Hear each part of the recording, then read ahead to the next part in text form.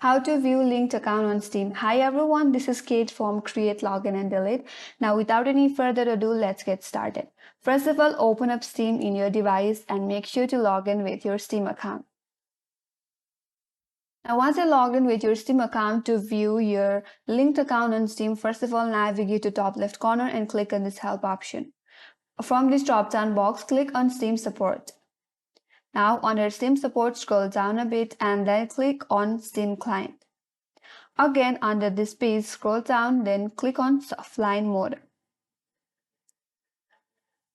Now under this page, if you scroll down a bit, there you'll have two options as offline mode and then contact Steam support. You have to click on it. After that, you will get this text box where you have to describe or provide details about the issue you're having. So in this text box, you can simply type in that you're having trouble